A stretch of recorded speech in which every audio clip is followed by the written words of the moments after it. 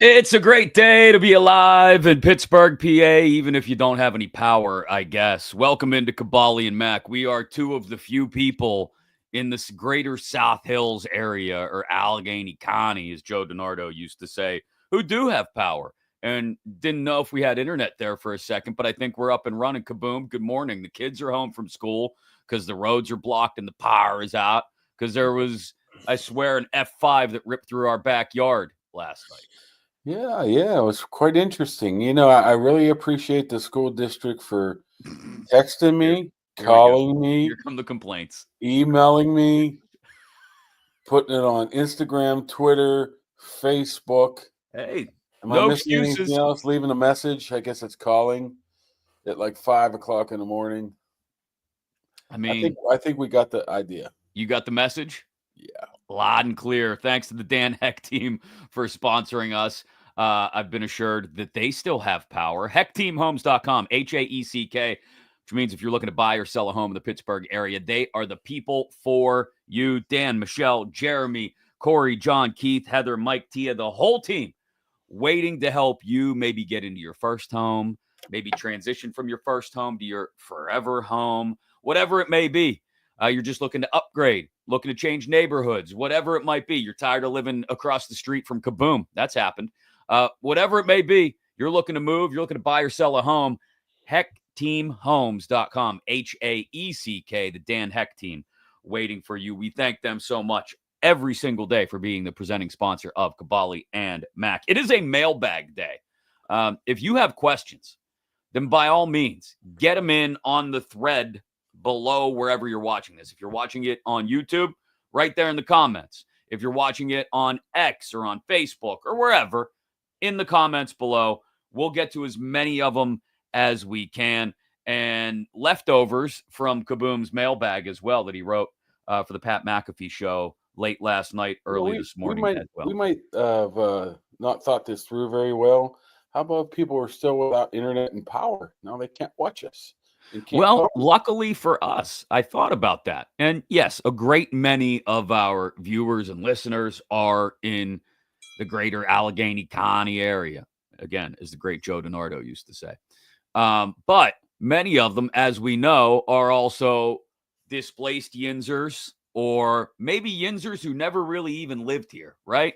Larry Yellen in Southern California, our guy that won the Jerome Bettis jersey down in Florida. I mean, our listeners and viewers are cast far and wide geographically, Kaboom. So, look, there's a good chance that maybe, just maybe, without any power, you're sitting there watching it on your phone in the dark, and this is your only connection to the outside world. I'm here to tell you that we're here for you, okay? Even if it's just a question. See, Zach in Florida on YouTube already commented. See? Yeah. I mean, there's people everywhere. I texted LeBar last night. I need to ask him something. Does he have power? And, he goes, I'm in my van right now because I have no power charging my car. Charging his phone. Charging his car. What did I say? Charging his car. Charging his phone. I'm like, bro, you live like 4 blocks from me, and my power never went out. It went out for a second. Ours blinked as well. I wasn't here at the time, but my wife told me it blinked a couple times. And in the midst of the power blinking a couple times, our entire swing set got toppled over. It just came. I was standing outside when it happened and videotaping it like a moron. Why? Are you Jim Cantori now? Out there going like this as the stop signs fly over your head? Honestly, it only came through for like 20 seconds, but it was 20 seconds worth of hellfire and brimstone. Tree was snapping. My God, it's Kane. Everywhere. Neighbor's fence got ripped down. Yeah, it was bad. There was a bunch of stuff, but it was brief. It was like 20 seconds of just hellfire and brimstone. Then it was just rain. My God, there goes the swing set. Yeah, nearly toppled right into our swimming pool, but luckily it didn't. I was out there taking it apart piece by piece last night, and we'll continue that project throughout the rest of the week. That's fun. Going to have some Sawzall fun. I love a good Sawzall. I mean, just taking things apart piece by piece. Cannot wait. We'll burn some of it. Oh, yeah, it'll be good. When I removed the couch from my basement, it wasn't really fitting. It put down, but it scraped up some stuff. So I'm like, Just chopped it up. And it made it out the door pretty easily then. Been there, done that. Have Did you feel like a definitely. man? You feel like a man when you pull out the Oh, Sawzall? I think I told you. Maybe I haven't told you this story before. When we lived over in South Park, our first house, we had a tree in our front yard that was getting a little out of control, and I just wanted to take some You branches just down. use a Sawzall on a tree. Well, wait, hold on. This is good. So I just wanted to take a couple branches off, right? Like just a couple of the low hanging branches that, like when I was mowing the grass, I'd have to duck, and so I take a couple of the low hanging branches off, and I really start to get into it, and I take a couple more branches off, and then before you know it, I take a couple more branches off, and there's nothing left. It's like a Charlie Brown tree at this point. And I'm like, screw it. Took it right down to the ground with a Sawzall. I hope you replaced it. The tree? Yeah, you can't be. I'm looking to plant some trees in my yard. My yard needs some. After a day like yesterday, do you really need random trees in your yard blowing into away the, from into the the side of your house. house? Away from the house. You know what I You really got need a is big enough front yard. You could put a I- little tree out there. I need a landscaper, man. They put my landscaping crap in, and everything was eaten by the deer and is dead, and it looks like hell. I went out there with the shovel yesterday, and I'm like, well, this ain't gonna work. I got to hire What are you somebody. trying to do? You just need like mulch and stuff done. No, I need to put some plants and bushes or something in there. And everything died. What? How did it die? Did you not The take damn care of it? deer came in and ate the whole damn thing. That's no good. Yeah. I mean, the grass itself, we know dead. somebody good that you could get that taken care of. I need some grass. My You grass need- is by far the worst in the neighborhood. I'm like, what's going on here? You could have the best looking yard in the neighborhood. None of the maintenance. SouthwestGreensPA.com. I swear that wasn't planned. It just timed out that way. The Kaboom brought it up. They pop up on the screen. You get a hold of Jake at SouthwestGreensPA.com and talk to him about what they can do for your yard, because they can put, I mean, it could just be in a corner of the yard for the kids to play in, or for your pets, or for the swing set, which we don't have anymore, blown away in the storm last night, whatever. Could be the entire yard. You get a beautiful artificial lawn, looks real, feels real. None of the maintenance hassles that you have with having to water the grass in the middle of the dead of the summer when it won't rain for 2 weeks, having to mow and trim and fertilize and all that crap. Forget about it. Get a hold of SouthwestGreensPA.com. You'll have the best looking yard in the neighborhood with none of the maintenance hassle. We thank them as well for sponsoring Kaboly+Mack. So we'll let people start to get comments and questions in. I did want to ask you a couple. I see some. They're rolling in. It's a and I want to get to them, but there are a couple Wednesday. I did want to make sure we got to, even if they didn't pop up in the comments and the questions. Number one, the Robert Woods signing. He's 33. It's a couple mil, so like money wise, it's not a deal at all. It's very similar to Van Jefferson, not just because he played for the Rams, I don't think, but very similar to the Van Jefferson and Allen Robinson signings of the last couple of years, where he comes in. Now the difference is, hopefully he's not counted on to do as much as those guys were counted on to do. Quez Watkins, see what he has left. Those type of guys. I mean, I think Woods plays some slot, so bring him in. I'm sure they only paid him $500,000 and maybe signing bonus, and they can dump him, and that's all they'd have to lose here. So that reminds me of something that was played off the draft when we talk about the Nick Chubb, if they didn't get a running back. Well, they didn't get a wide receiver, and obviously they've talked to Robert Woods beforehand and said, we don't get a wide receiver, we're calling you on Monday. Yeah. So, I mean, that could have been who knows? That could have been Nick Chubb if they didn't take Caleb Johnson in the third round. So, I wouldn't get too worked up about it. If he works out, great. He's a veteran in the locker room who can still produce. But right now, you're looking at what? 5th on the depth chart, maybe 6th. 5th or 6th, you think? I mean, you'd have to obviously top 3 with Calvin Austin, right? Roman Wilson at 4. I mean, assuming Roman Wilson's allowed by the coach to get on the field and play football. Yeah. Scotty Miller they're all in that veteran leadership, the veteran group of the Scotty Millers and I don't even know who else. They brought somebody. Ben Skoronek's back, I think. Yeah, Ben Skowronek. So I mean, it's going to be tough for him to make the team, but why not take a flyer? Yeah, I mean, like you said, if everything works out, he's wide receiver 4 maybe, or 5. Now, in an Arthur Smith offense, I don't know what wide receiver 4 or 5 is being counted on. Probably not that much, but Red flag. I'm gonna throw the red flag. what? I don't know. You just felt like throwing the red. I thought that was a hanky for a second. No, it's the thing you clean your glasses with. Oh, the nice little microfiber thing. They don't work. Nothing works to clean glasses. Why are your glasses always dirty? What are you doing? Always. These are the worst glasses ever. I'm so pissed. What's wrong with them? They're garbage. They keep falling off my face. What? Tighten them up then. I went down there 3 times and said they don't fit, and they say, "Oh, they'll fit now." No, they don't. So well, you got a big old melon, Kaboom. It stretches those things out. It's just it stretches the arms out, and then the arm thing. I've never seen something with such a big loop there before in my life. Like wraps around the ears just a little bit without breaking them. Bend them without breaking them, like a Steelers defense in the fourth quarter. Bend without breaking. It's like the rec specs, man. Oh my God, we need to get you some Chris Sabo rec specs. Strap them up. Yeah, James Worthy. But yeah, it's awful. I hate glasses, but I can't see anymore.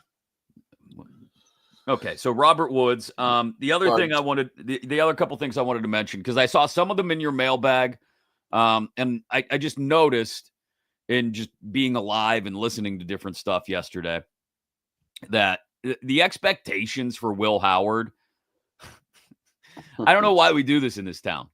They're already starting to escalate. And it's like, listen, I get the Gruden quarterback camp feature was cool. I get he looks like a guy when he's slamming Jack Sawyer on the shoulder pads on the sideline at the national championship game after that pick six or scoop and score. Sorry. That he looks like a dude who like you want to get behind and you want to root for. It's Will Howard, right? But like, pump the brakes, people. Yeah. He's a backup this year, regardless of who the starter is. Even if Aaron Rodgers, and this, you know damn well this is going to happen, Mark. If Rodgers doesn't come in, and let's say they don't make a move for a Cousins either, right? Let's say the quarterback room is literally Rudolph, Howard, and Thompson. People aren't going to be excited about it, but let's say that happens, okay? In a worst-case scenario, if that's the deal, Rudolph is still your clear-cut starter, and there are going to be people, I've already seen them out there, especially in the national media, who say, well, let Will Howard start and see what you got in the kid. No. He's a developmental quarterback. He is not unless Aaron Rodgers flakes out and Mason Rudolph gets hurt. Knock on wood, that doesn't happen. Will Howard's not seeing the field this year. There's nothing wrong with that either. No, that's okay. You can bring him along slow, and I'm sure somebody's now going to say, but Tomlin doesn't develop quarterbacks. As I wrote today, I don't think that's Tomlin's responsibility to develop quarterbacks. It's his responsibility to make sure he's got the offensive mind in place to develop. Have the guys who can teach the guy how to. Yeah, that's where you blame Mike Tomlin. Okay, if Tom Arth and if Arthur Smith can't develop a quarterback, that's on them. But what's on Tomlin is hiring those two guys to want to develop a quarterback. Well, and this is one of the fair knocks on Tomlin, that because he was blessed with a Hall of Fame quarterback for the first 15 years of his head coaching career, he didn't have to worry about it. He could let Ben just have his golfing buddies as the OC and the quarterback coaches in some cases, which really happened. And so there wasn't, you brought it up the other day when Mason Rudolph was drafted, they didn't go out of their way to help Mason develop. They didn't. They didn't hire a quarterback coach. They just kind of let him hang out and hope that he was going to absorb things via osmosis by sitting next to Ben Roethlisberger in meetings and standing there on the sidelines. Then what happened the next year? Ben tore his elbow up. Right. And they're like, Mason, go have at it. It's like, what? Yeah. Okay. Have it what?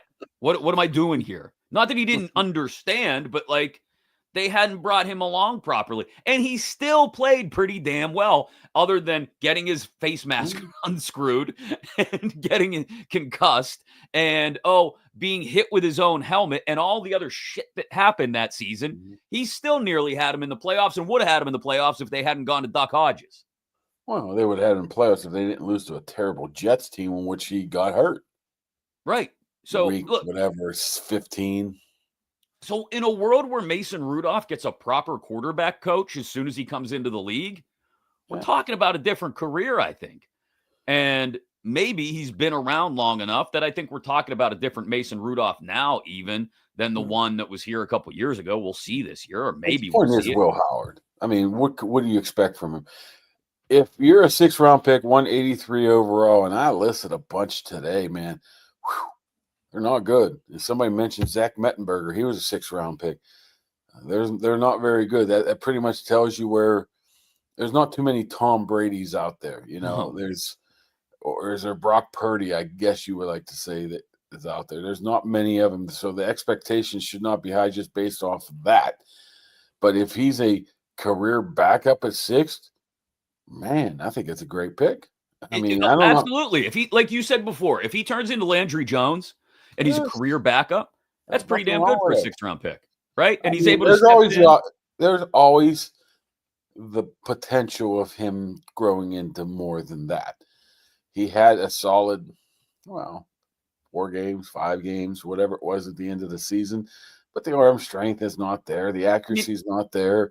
I mean, those things, I guess the accuracy you can somehow fix, I guess, but not the arm strength.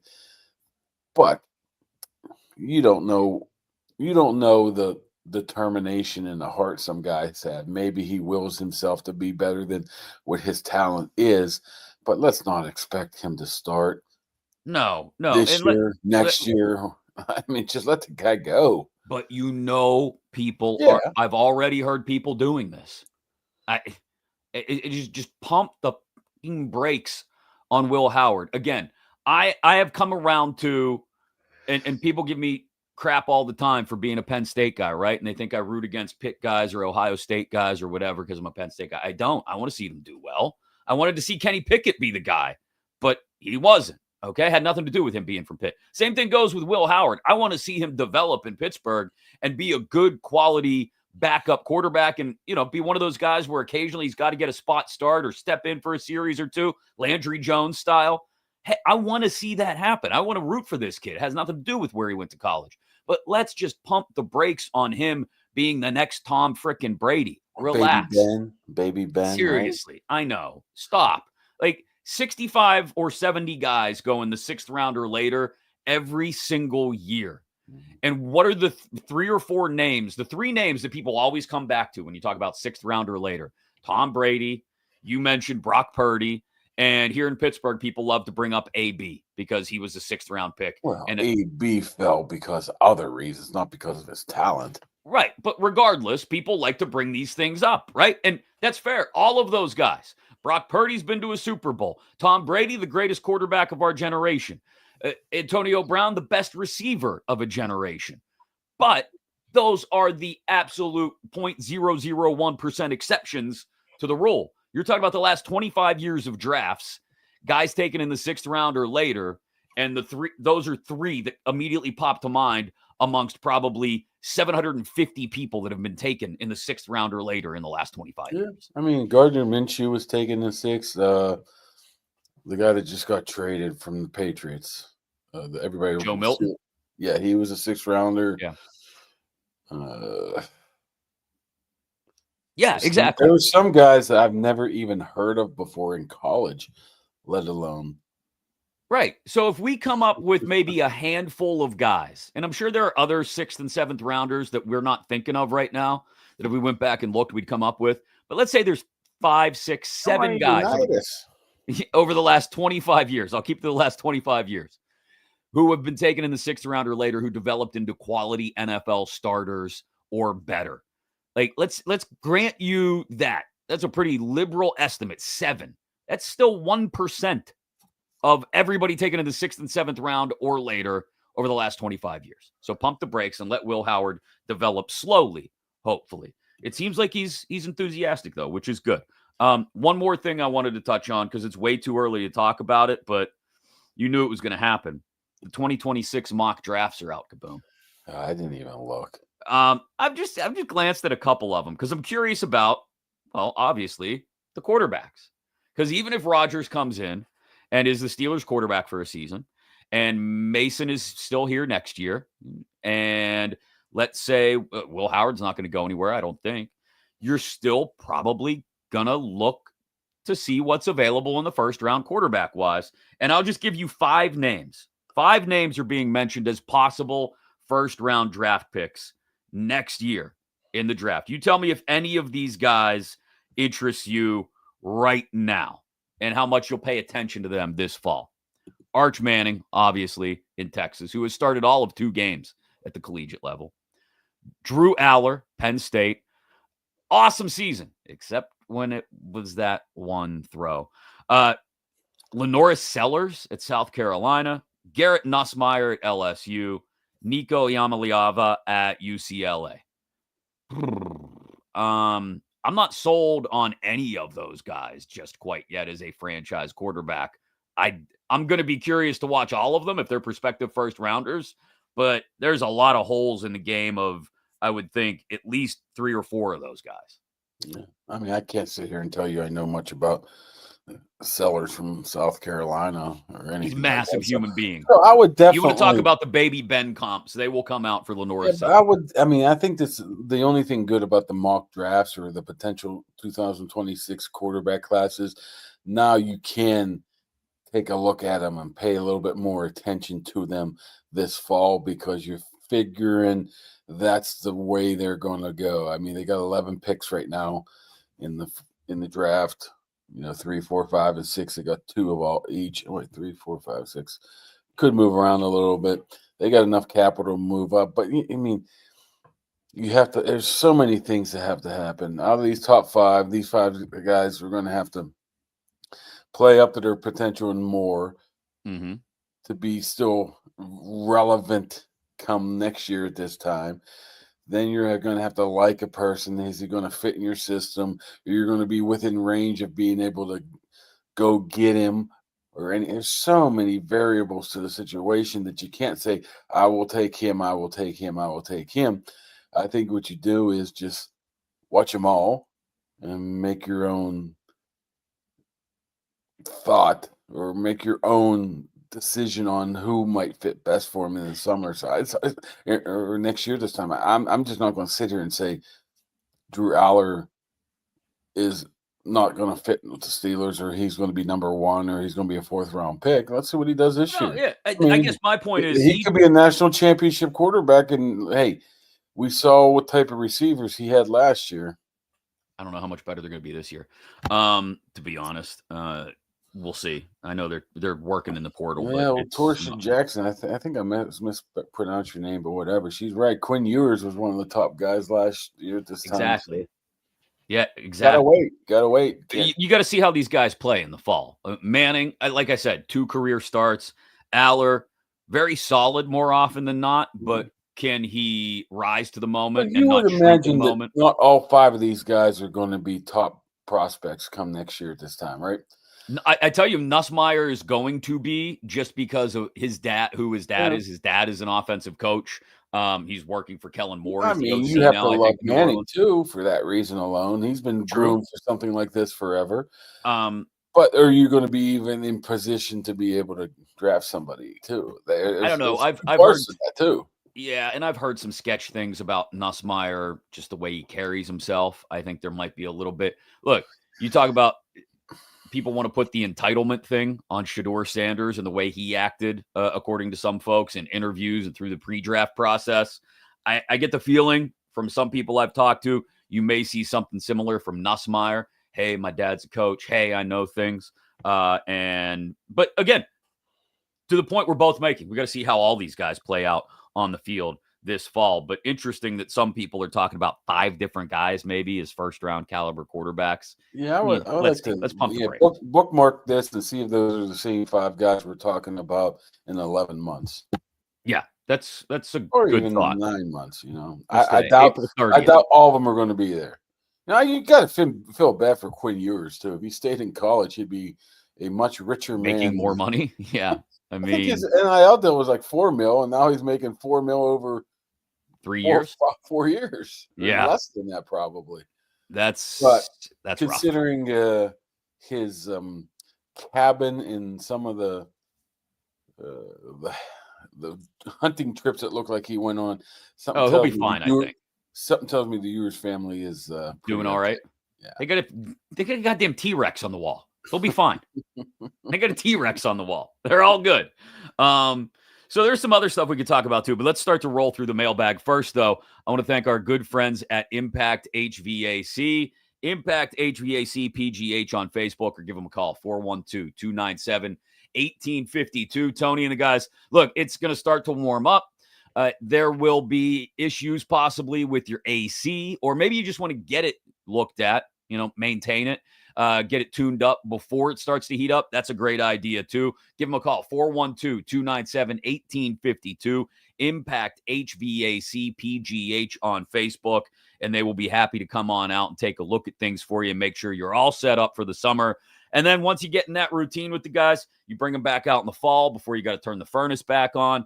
And it's just a good rhythm to be in. Emergency calls, maintenance calls, all of it. They're there for you. New installations. Impact HVAC PGH on Facebook, or 412-297-1852. All right, let's go to the mailbag. Are you ready? The bag, the satchel. Right, let's go to comments first. And Matt on X wants to know, can we not watch the Pirates? I don't know if he's saying, can we not watch the Pirates? Or is he saying, can we not watch the Pirates? I don't know. They lost 9-0 last night. That's all that I know. Well, all I know is I watched the first 4 innings, and Warren Spahn was pitching for the Pirates, according to Brownie. What? And all of a sudden, it was like, well, they must have done something different. No, was Falter pitching well, and then they blew him up one inning? Falter? It wasn't Falter. It was Healy, wasn't it? Sorry, Heaney. Andrew Heaney, not Healy, Bailey whatever. Falter. Yeah. Those broadcasts are sometimes difficult to listen to. What's your problem with Brownie? It's just he's trying to be positive, man. I don't fault the dude for trying to be positive. Yeah, but it's over the top, man. Unbelievable. Oh no, Cruz with this catch. I'm like, wait a second, like 99% of the center fielders in the league would have made that catch. But that's beside the point. What I'm saying is if you didn't know better and you'd watch their broadcast, you'd think that they were first place, 25-5. It's like, come on. Well, they're doing their best, I think, to try and stay positive. I get what you're saying. It's hard to stay positive when you're already 8 games under 500 a month into the season. It just gets too much after a while. I mean, I will say this. The one reason to tune in is always worth it. And the one reason to tune in, if you only have one reason to tune in to watch the Pirates this year. Pierogi race. No, you can't watch that on TV, dummy. Skeens. Friday night was worth every single moment I sat there and watched him duel against Yamamoto, twisting up Shohei Ohtani with one of those splinkers. The man is a now, and I'm not gonna. I know what you're gonna do. You know where I'm going. I know where you're going, but I'm not gonna allow you to ruin my enjoyment of Paul Skeens now by telling me what's gonna happen in 3 years. No, I'm not even talking about that. I'm just saying, what if?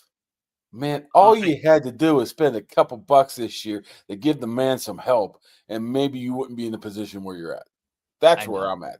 But I feel like a broken record when we go. Yes, but every time you watch him play, you're like, man, these guys great. So this guy's let me great. ask you this: but this is a question worth asking Pirate fans, I think, or baseball fans in Pittsburgh who want to see the Pirates return to a point where they feel good about emotionally and financially investing in the team.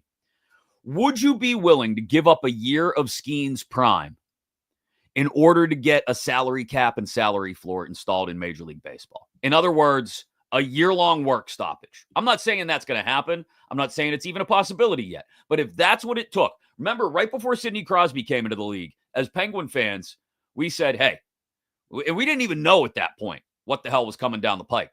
But we said, hey, as hockey fans, we got to fix the system. And we were willing to go without hockey for a whole year in order to get the system fixed. And people forget that. But and then there was more pain after that, right? Like years on the Outdoor Life Network and all this stuff. I can't believe you're wiping the camera while I'm talking. And you just completely disappeared.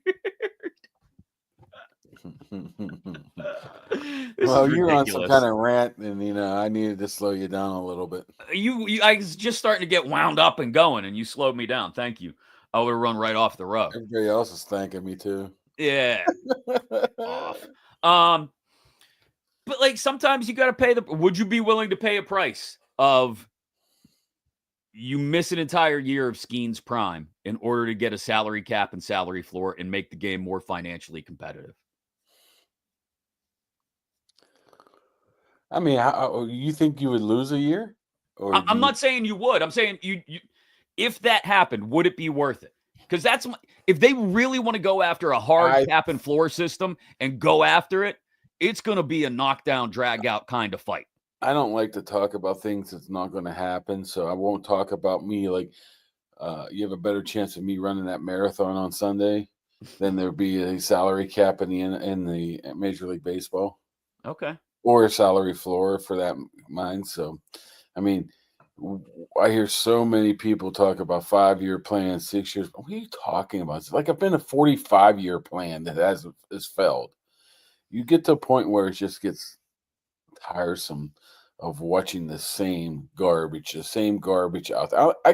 I mean, old Cliff Gorski's playing first base now. We're supposed to be excited about a guy that comes in and batting 260 because he had 2 good games and had a home run. I mean it's cool that I am not getting excited over Cliff Gorski.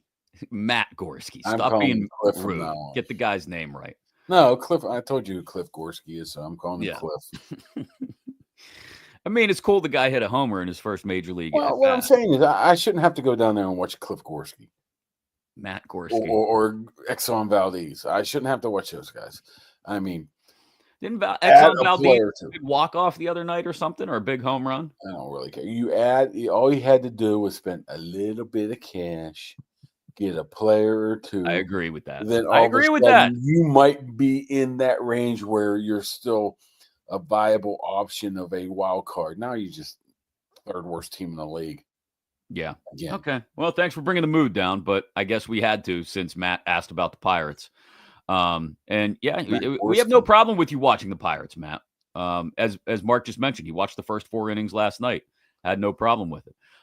Again, it's a mailbag edition, so we'll be all over the place here in the second half of the show, including Robert on YouTube, who wants to know, in all caps, what was your favorite Steelers interview? What that I conducted? I don't just. It's an open-ended question. I wouldn't say there's interviews. There's favorite people you like to talk to. Who was your absolute favorite? Well, you love talking to guys like Marcus Gilbert and Marquise Pouncey. You're just an offensive lineman kind of guy. Ramon Foster. Banner was always great. When is he coming on the show? Have you arranged that yet? I haven't talked to him in a while. Here's what we're going to do. Early AB was great. Me and him, he showed me how to run a route in the middle of the locker room before he turned nuts.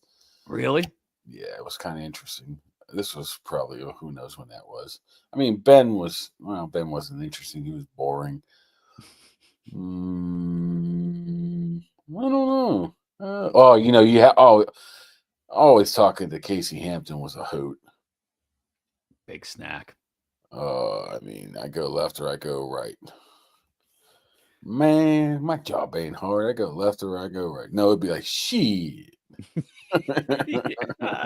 Like, what's his name in The Wire? Shit. That's like, shit. My job ain't hard. I go left or I go right. Tom ain't gonna tell me what to eat. Tom ain't gonna tell me. He called us once, so this is way back in the day. On 1250 ESPN when I was doing a show with Scott Paulson and Mike Logan. How about that? And Logan had Hampton call in, and he literally called us from the Burger King drive-through line. The fake Burger King on the south side? No, it was a real Burger King because he was ordering double cheeseburgers. He ordered like 8 of them, I think. Which is a snack for a guy named Big Snack. Big Snack. He ain't Big Snack anymore. He's not. He looks great. Snack. Lost a ton of weight. Yeah. All right. There's no specific interview, but there's probably specific people you like to talk to. 100 Kaboly against a gorilla. Who wins? Well, I probably would take me. We just smother him. Smother him? I mean, he's going to destroy the gorilla's going to destroy the first 4 or 5 humans. I'm not expecting to come out of there unscathed. I'm not, losing half the people, but I mean, you just go, all of us jump on him at the same time. What's he going to do? Yeah, I guess you just suffocate him and Gonna have tap a him couple out, right? tons on him, you know. You give him the old Gunther to pat, the old choke out, Yeah, I mean, that put him to gorilla can sleep. do it. I know. You ever see that reel of that monkey? The gorilla just grabbing a monkey and just flinging him around, whack, whack. Whack. You can Right, do your that. strength is ridiculous, Yeah, but which that's is just why one little monkey. I You don't have to know. understand. Here's My the thing. medulla oblongata is bigger than theirs. Maybe. Medulla oblongata. I I think 100 kabooms win also, but there's got to be strategy there. You can't just go at them and say, I don't know, the first 7 or 8 guys will pin them and No, suffocate them, we and then the all rest of us come will in. beat them to death. All 100 surround him and jump on top. Well, he can And what bite happens you. when he destroys the first 5 or 6 humans and they're laying there in a bloody crumpled heap? Well, we got 94 more. Is everybody going to keep going? Are you going to have the guts to stand in there? That's what I'm saying. You got to have to be the team. You got to be committed. First one, hey, what do they say on Moneyball? When John Henry, whatever the hell his name is, first one through the walls always gets bloodied when they're talking about the Moneyball aspect. First one through the wall is always going to get bloody, man. That's what I mean. And then it's up to everybody else to stand there and have the guts to stand in with the gorilla. Is it one of those low-laying silverback gorillas? Doesn't matter. It's a gorilla, Mark. Well, or is it like a zoo gorilla where somebody hands him food every day? Here's a difference. Doesn't matter. I'd be more afraid of the zoo gorilla because the zoo gorilla has that pent-up hostility and frustration from being locked in a cage most of its life, and it's ready to absolutely rip you apart and then beat you with your own arms once it rips them off your torso. That shit is real. I like my chance. And let me pick 100 people. I win. Okay. Who would be first on your list to have? Well, you have to have some sacrificial lambs at first, right? So are you throwing like? Just trying to think the people I don't like. You go first. Yeah. They like the team. Like the old war and like World War II, or not even World, even Civil War. You have firing lines. So the first, yeah, you'd be in the front line, and here comes a cannonball, rips your go legs hide off. somewhere. Yeah, you'd be the guy in the back. Yeah, I'd be the guy behind the tree and behind the horse. All right, Brian Garrett, aka Pony's Burner, stop yawning. Come on. I'm tired, man. From what? I don't know. Exactly. In-ground pull. Does that make someone a cake eater? Yes, absolutely. Yeah. Yeah. You have an in-ground pull? No, above ground. All right. I'm white trash from Baldwin originally. All right. Yeah. In-ground pull is very, very cake eaterish. If you play lacrosse, cake eater. I should make a 10 rules of being a cake eater. Yeah. Like what are the 10 things that instantly qualify you as a cake eater? Anybody that eats only vegetables on pizza, probably cake eater. If you're getting like a veggies lover pizza, you're a cake eater. That's probably true. What else? Veggie pizza, in-ground pole, lacrosse. Electric car. Tesslers. Those Tesslers. Oh, I mean, my kid's teacher has a Cybertruck, and he's like, I want to buy a Cybertruck. I'm like, I ain't plugging that crap in. Those things ain't cheap either. I don't know. I don't even know where you'd even buy it at. I wouldn't say never, but all right, let's work on that list. Hold on. I got to write these down. I'm going to write down kabooms. Playing lacrosse. Definitely. Yeah. In-ground pool. In-ground pool. Okay. Veggie pizza. Anything veggie pizza, yes. What else? And electric car.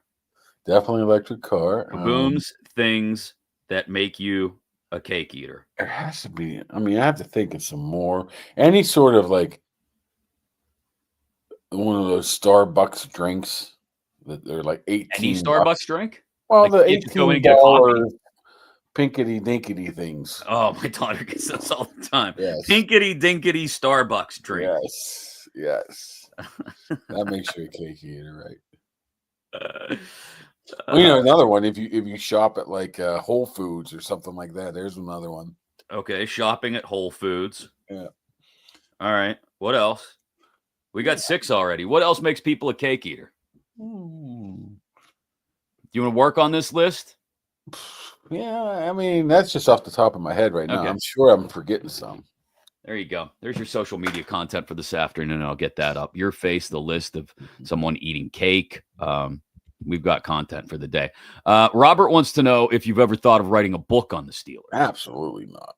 Why? I was approached a couple times, but I have no patience to do that. I am a born, bred. My whole career has been write the story, move on to the next one. I'm a journalist. Not even no, I'm not a journalist. I'm a sports writer. There's a big difference. Yes, huge difference. I just cannot. I feel like that much time. I would like to have a book with your name on it. That's nice, but I don't have the patience to sit there and write an entire like 300 page book. And those guys, for the most part, get paid nothing. They get like something up front, like a couple grand. Right. That's it for like months of work. Forget that. I feel like you should teach a sports journalism class somewhere. Oh, it's better than Starkey. He like turns on like the 1964 ABA playoffs and says, "This is one of the best games ever." Write a story about this game. Alex English had 39 points. That's it. Didn't make a single 3-pointer. Write a story about it, horse. When is the Rodgers announcement? I say May 22nd. Is that just the date you're picking out of thin air, or just because it's before mandatory minicamp? No, minicamp's like the 28th. I say within the next 4 weeks. I think it will be before OTAs. At latest, it will be during OTAs. I think he'll be there for minicamp and the offseason, obviously, training camp. Okay. But all of a sudden, people are starting to believe that he's going to be here. I wonder why. ECA on X asked, can anyone tell me what high or low ceilings and floors mean? I think people use these phrases to sound smart. Thank you. Love your humor and info. Why, thank you, ECA. So here's I'm not totally convinced you're not a bot. Ceilings and floors. I mean, that's another cake eater thing. People that use those draft terms to make themselves sound, people that use like loose hips terms, and draft cliches. That makes him a cake eater. I mean, what are you talking about here? Okay. The people that another one. There's not another one, but it's just an offshoot of that. The people that ask questions say, "Yeah, can you kick out to the 3 technique, a 3-eye?" Shut. Nobody knows what the hell that means except you and like football. You're supposed to write to the general public. The general public doesn't know what the 3-eye position is. Yeah, I'll be honest. Like man under bullshit is. They don't know that. Every time a defensive line technique is mentioned by number, I always have to go back and re-verify like where it is on the line just to make sure I know what because it is inside shoulder, outside shoulder, right, over the guard. I mean, 9 wide 9s, dig routes. I mean, you know what I call it? A go route. Go deep. But people that ask the questions that hopes that the coach said, "Boy, this guy must know what he's talking about." Did you see what Schlereth said about the Browns quarterback room? If you take the best qualities from each of their 5 quarterbacks, they would add up to a backup quarterback. Well, let's play this game. So what are we taking from Flacco? Wisdom and experience? Yes, definitely. Okay. From Kenny, what are we taking? Running. Mobility? No. This is he more? He might be a little. Is he a little more mobile than Sanders and Gabriel? Not really. No. Yeah, this might be a tough exercise. Okay, let's skip Kenny. What are you taking from Deshaun Watson? He was good 5 years ago. No. Yeah. Maybe. I don't even know if you get a good backup quarterback. Who do you think starts week 1 for the Browns? This is a great. I talked about this with my son yesterday. Who starts week 1 for the Browns at quarterback? I think Flacco easily. Easily? What the hell? What? I mean, you're going to have Dylan Gabriel or Shedeur Sanders? Kenny? I don't know. Kenny, it's the Browns, man. You might be at the point where it's either Flacco or Pickett getting cut. You think? Or you getting rid of Shador Sanders? That's tough. No, you're So probably not. you get rid of Dylan Gabriel to then admit that you screwed up with your pick. I still wonder if you might. Do you think you could get Gabriel through to the practice squad? You keeping 4 on your. How many teams keep 4 on their roster? I mean, they drafted 2. Obviously, they've got a thought about these young guys. I think Flacco starts the season. Pickett eventually takes over. Pickett takes over. Neither one of the rookies. Yeah, and I think. But you just said one of the 2 is going to get cut. Maybe they will keep 4. It'd be very Cleveland-like. They shouldn't. I don't think any of them. I think you have to keep all. Maybe they should cut Deshaun Watson. I think Schler's. I think Schler's wrong. Stay on injured reserve forever. I don't think you can put together a good backup quarterback with all. I don't think you can either. I don't think you can. When are you going to put in Dylan Gabriel? His size is 5'7". You got 2 check down Charlies in the mix. You got I'm not sure what confidence. I don't know. I'm not sure what Gabriel brings to the mix, to be quite honest. Both got small hands. I don't know. I don't think you could Frankenstein together a good backup quarterback from all 5 of the quarterbacks they have in Cleveland. So it's an interesting thought from Schlereth. Well, Flacco might have the experience, might have the arm strength. He doesn't. Maybe the youth of Kenny, the youth / I don't know. This is just terrible. Poor Browns. Poor Browns. Poor Browns. Boy, that damn shirt's going to get bigger, huh? What do you mean? With all the names. Oh, the quarterback shirt. Yeah. Got to add 1, 2, 3, 4 more guys. No, 3 more guys to the list. Dwayne D on YouTube tells me that what I've heard about Garrett Nussmeier is not accurate or correct, that he is humble and a good leader. I'm just telling you what I hear. I got peoples in Baton Rouge who are somewhat close to the program. So I'll just leave it at that, and we'll see where it goes. What do you have in Baton Rouge is close to the program? Ed Orgeron? Family. Ed Orgeron. No, I am not related to Ed Orgeron. I'm not related to Eddie. Oh, that is not true. Mark, if A-Rod signs, when? What are the Steelers' expectations? Okay, when A-Rod signs, what are the Steelers' expectations? And if they don't get him, what are the expectations? I find it hard to believe we won't be a playoff team either way. Casey Taylor on X. I tend to agree here with Casey. I wouldn't say hard to believe they're a playoff team. I mean, come on. I mean, they're a 9-win team, 9 to 10 win team with Mason, I think. And I think they're maybe a 10.5, 10 to 11 win team with Rodgers. I think that's it. I still think Rodgers has something left in the tank. If Rodgers is not what he looked like his last year in Green Bay, which was not very good, or at times the first half of the season last year in New York, in that case, they're still a 9-win team. I still think Rodgers has a lot of talent. He's done it forever. Only question I have with Mason is he's never really done it for a year. He's done it in spurts, right? He's had 6 games here, 4 games here, 3 games here. He's never did the 17 games. So it leaves me if there's anything to be skeptical about Mason, that's it.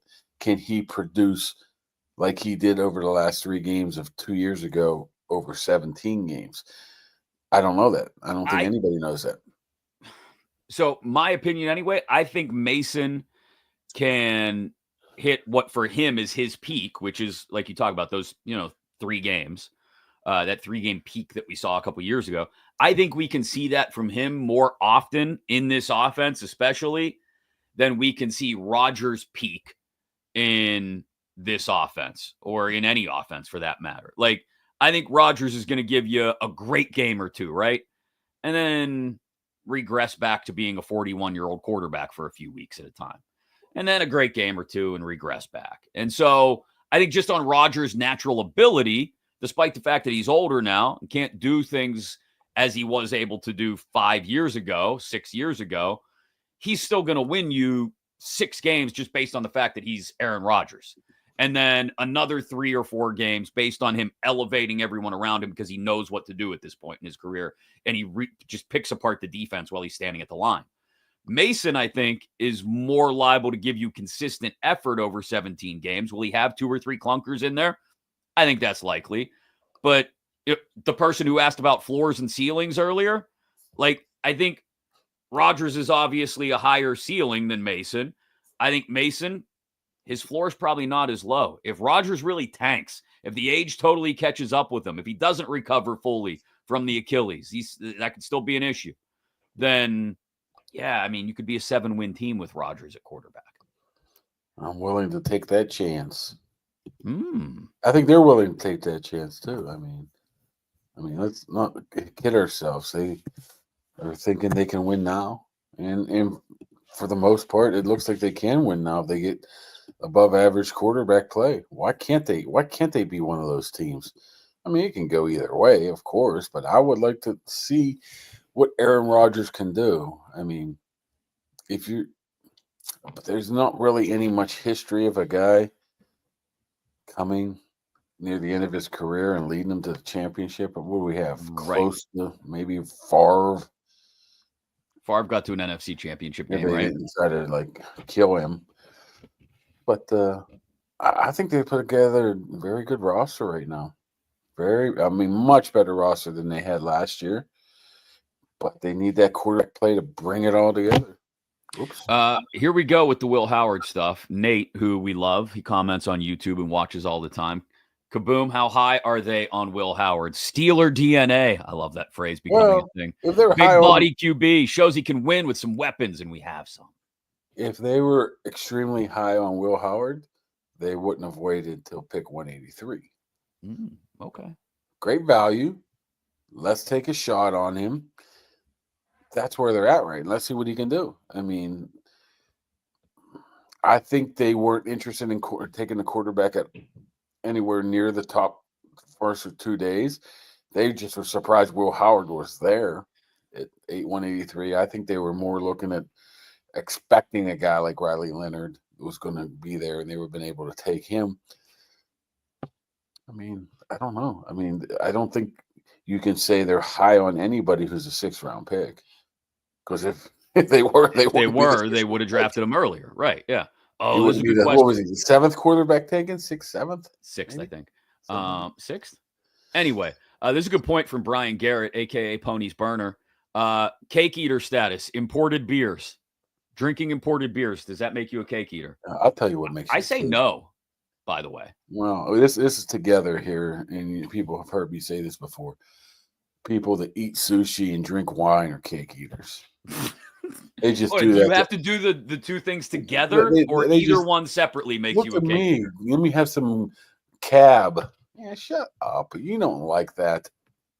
You don't like wine sometimes? Nah. You've never had a good red wine with like an Italian, like a chicken parm or a pasta dinner? Give me a glass of water, an iced tea or something. What do I want some crappy wine for?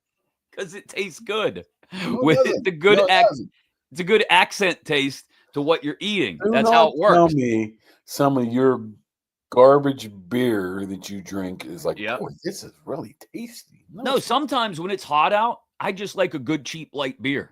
I've said that before. I'm on record as being a believer in just good cheap light beer. Sometimes I want something good, but like I got no problem.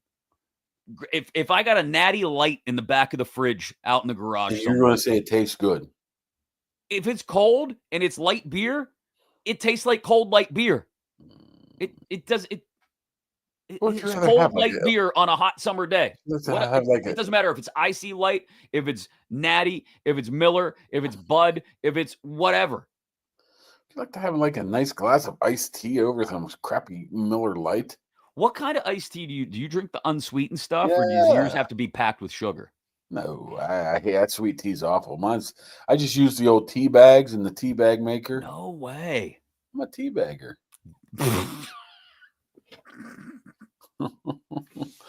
I did not have you pegged as an unsweetened tea. I ripped on Turner. Justin talked about Turners. I ripped on Turners one time. Why would you do that? I mean, it's no Schneider's. I'll give you that. And Turner's like retweeted something of what I said. I was like, oh, shit. Were they mad at you? It's a cardboard box to me. I'm sorry. Do you like Schneider's? Absolutely. There we go. That's my man. Not to mention they're my neighbors, but wait, what? I think one of them I think he's my neighbor. We need a nice tea deal then. Let's go. I think he's. I don't know. If the Schneiders live in your neighborhood, and this guy grew up in Baldwin drinking Schneiders, I'd be surprised if they didn't put it in my bottle when I was a baby. I'm gonna need. Come on, we need a Schneiders deal. Let's get it done, okay? Schneiders. So I've got Schneider's milk in my house right now. I've got 9 things on the things that make you a cake eater list so far. We'll check in on that before we wrap up. Think about this. Best combo for a PB and J, John wants to know. His is creamy peanut butter with strawberry jelly. That's a good combo, John. I'll be honest. Strawberry jelly is underrated. The kid just had to get some Uncrustable strawberry. Those are good. But you know what I am, man?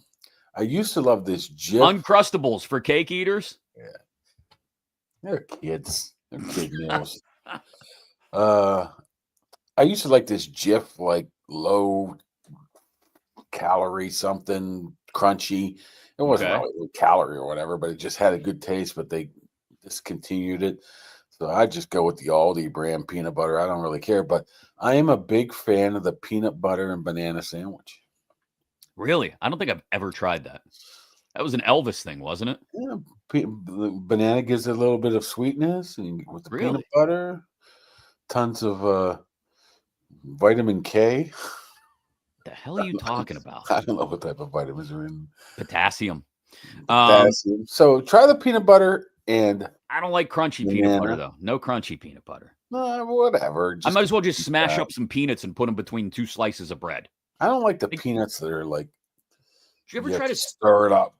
Yeah, no. With all the oil sitting on top. Well, that's nice and healthy. The other stuff is emulsifiers.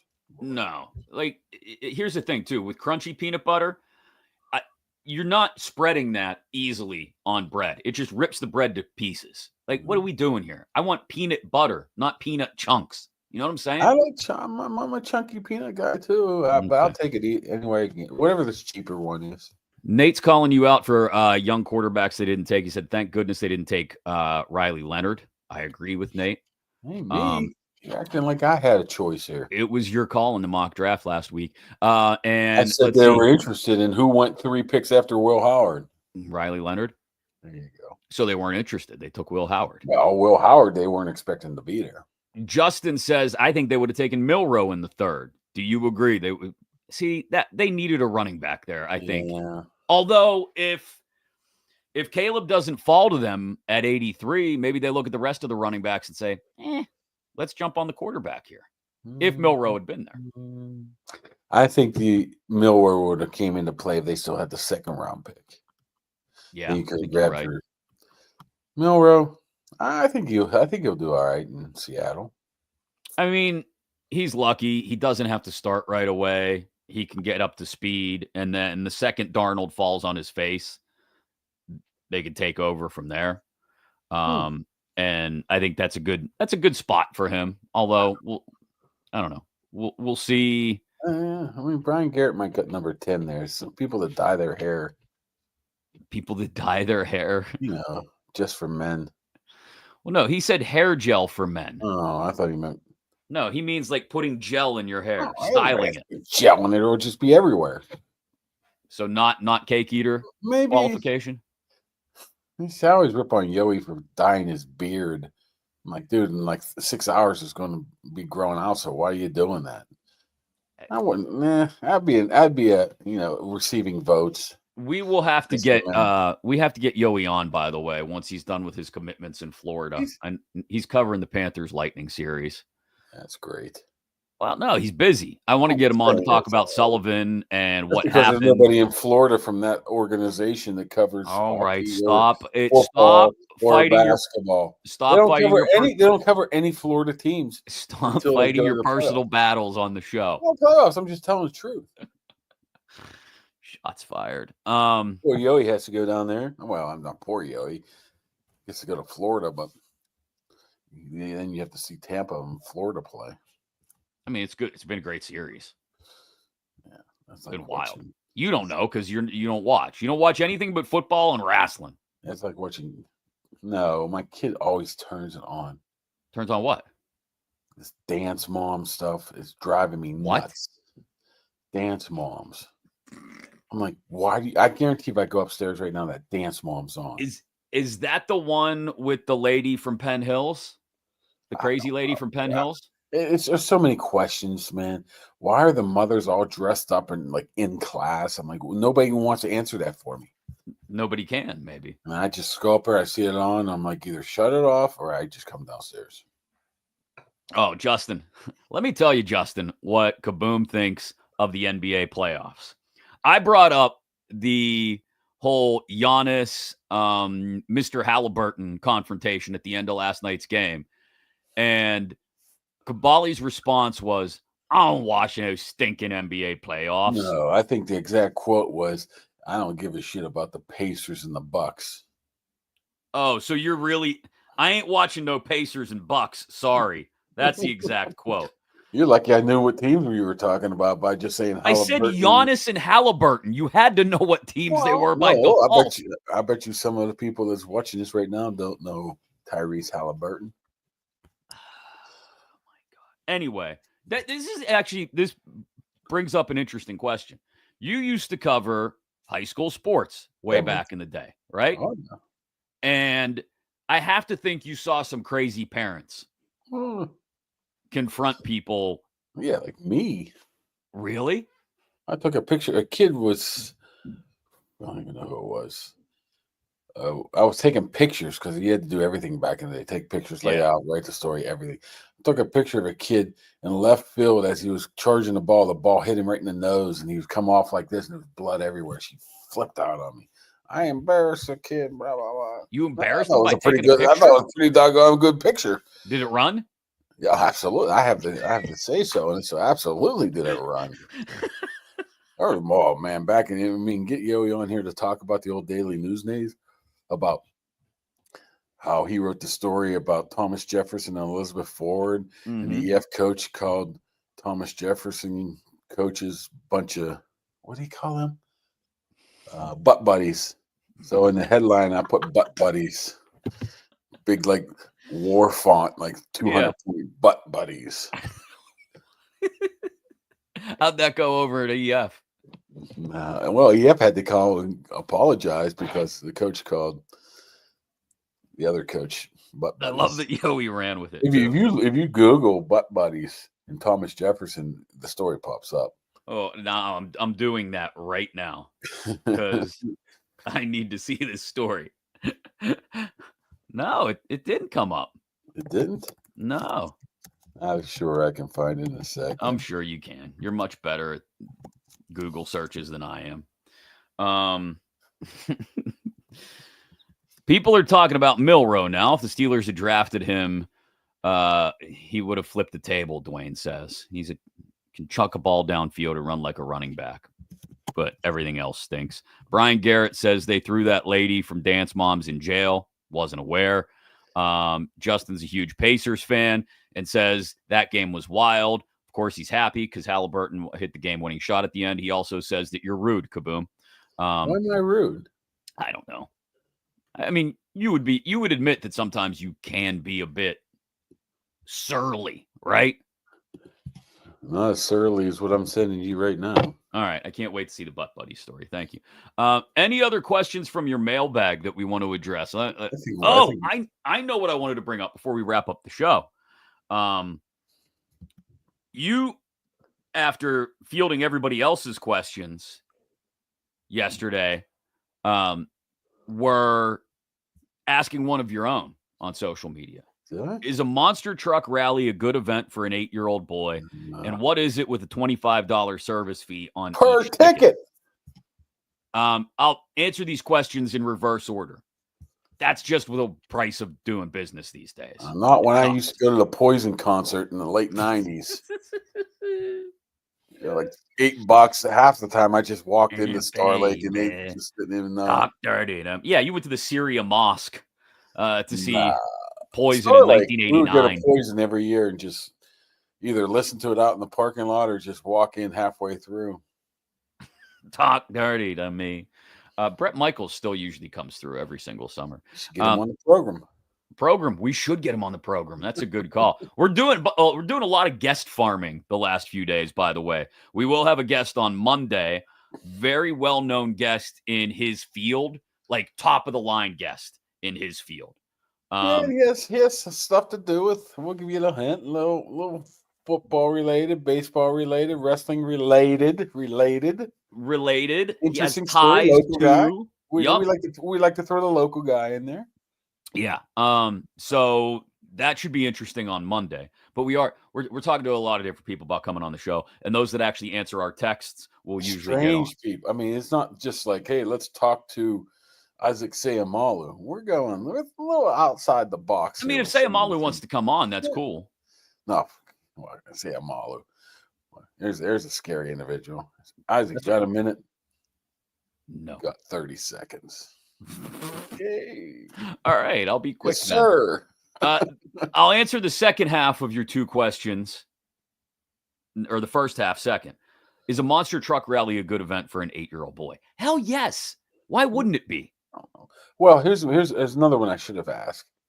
Where are the best seats at Acrisure to watch this at? Should it be upper high, or what are we talking about here? So I'll tell you, end zone-ish? What are we made plans months ago, like way back around Christmas, me and a couple neighbors, to take the boys down to that super motocross thing on Saturday night.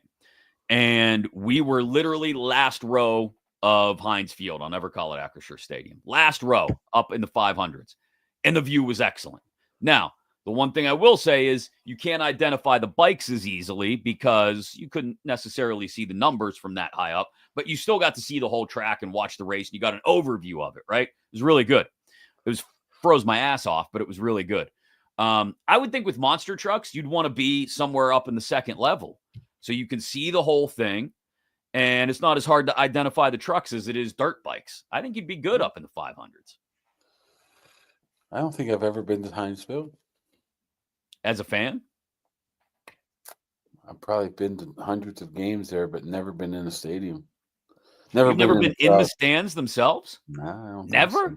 Well, not even during like COVID? COVID, we had to sit there for for practices, for OTAs and stuff like that. We had to be in there, but other than that, nah. Huh. I don't think. Maybe I've went to one high school game there. Maybe. Well, maybe not even. Well, I mean, why would I go there? To go see Taylor Swift? Or Shabuzi? There have been some good concerts there. I'm trying to think of who I've seen there. Kenny Chesney. Speaking of that, Kenny Chesney's a great show. Where are the Jelly Roll tickets at? Man, I can get Jelly Roll tickets for myself before I get them for anybody else. Oh, I see how you work. Yeah, I take care of me first. Then I take care of my people. Call me cheap, and you're the one begging for tickets everywhere. I don't beg. I told you this. I ask nicely, and then people provide. If you would ask nicely, people might provide. Open call. Anybody who has Monster Jam tickets for Kaboom, help a brother out. See, I got. I'm in charge of getting them for my nephew and my brother-in-law. So how many do you need? 4? Like 4, I guess. I've been looking at them, and I'm like, should I hit it? Hold on, hold off. I don't know if you should take it, man. I'm like I said, I'm such a newbie to this crap of. Did you go through Ticketmaster, StubHub, SeatGeek? I mean, what the hell's the difference? You don't know how to buy tickets to stuff? I know how to buy tickets, but I want the cheapest ones. Well, of course, everybody wants the cheapest ones, but you also don't want to be in a shitty seat. I don't know how this works. I mean, what's the difference between 15 minutes on your phone? You spend enough time on Twitter. You can spend 15 minutes on your phone searching a couple different apps to see where the least expensive seats are. I'm not talking about that. I just want the better seats. I just don't. Right. Are the same seats available on SeatGeek, StubHub, and Ticketmaster? If I'm going to look at section 532, row A, seat 1, 2, 3, and 4, you get them on both or no? I don't know. You got to check all the options. It involves work. It's goofy. It's not goofy. It's called a free market system where people can list things for whatever price they want to list them for. Capitalism, baby. It's not always the cheapest option. Ooh, I want it to be the cheapest option. I know you last do. thing I All right. want to do is spend $300 for tickets and go, boy, this sucks. Oh, I bought mine for $8. Son of a bitch. You're not going to get tickets for $8 anymore. It's just At the not going to happen. door. Anyway, we will complete I just real quick, I want to complete this list for you. Things that make you a cake eater, according to Mark Kaboly. I mean, playing lacrosse. Yep. In-ground pool. Yep. Veggie pizza. Yep. Electric car. Mm-hmm. Pinkety dinkety Starbucks drinks. Yep. Shopping at Whole Foods. Yep. People that use draft cliches. Yep. Okay. Eating sushi. Yeah. Drinking wine. You can put sushi and wine together. Is that they go? So hold on. If I go and get sushi, I'm not necessarily a cake eater unless I drink wine while I'm eating the sushi. Oh, yeah. I need to make the list official before. What is it now? They're separate. How many are there? If they're separate, you have 9. We'll keep them separate. I mean, okay, so 9 different things that make you a cake eater. Well, it has to be a 10. We have to have an even number. We don't have to. We could ask people to submit their ideas for the 10th. Engagement, kaboom, content.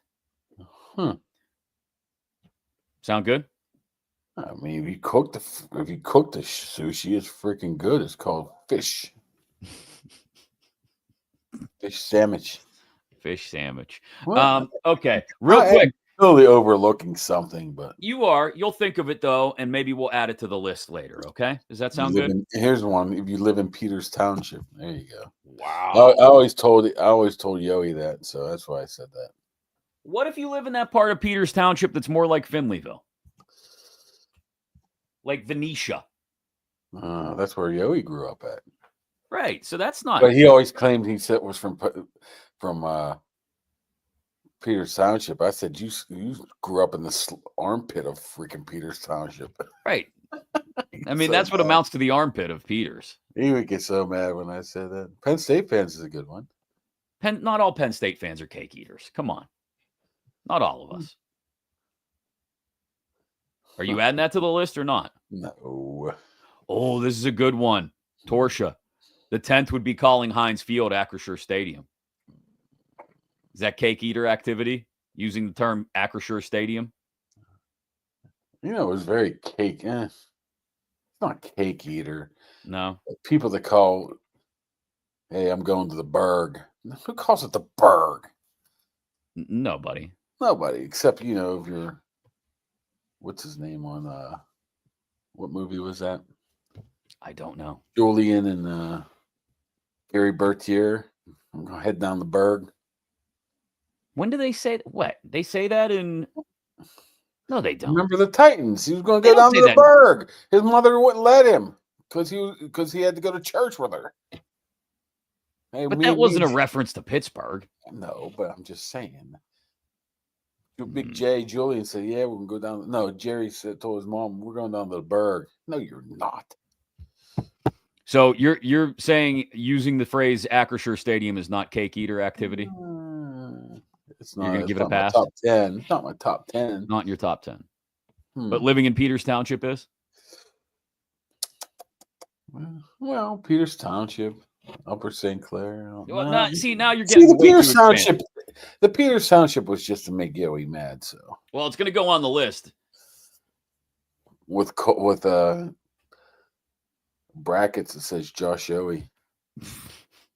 Right. But I think he lives in St. Clair now, so he went from one to the next. It's still cake eater. I think it qualifies. That's going to do it for a Wednesday mailbag edition of Kaboly and Mack. Make sure you are subscribed. If you are not, get your friends to subscribe. Friends, loved ones, neighbors. Be a friend. Tell a friend something nice, and that would include, hey, you should go subscribe to Kaboly and Mack on YouTube, because once we get to 1,500 subscribers, somebody is going to win that autographed Pat Fryermuth Penn State helmet. We appreciate you joining us. We'll do it again on Friday. There's still stuff we didn't even get to touch on. Belichick's crazy girlfriend, or Pat versus Gunther next Saturday at Backlash, or the George Kittle extension, or any of the other Gunther. The ring. I'm still skeptical of that. We'll see. It could be cooking into something bigger. We'll see.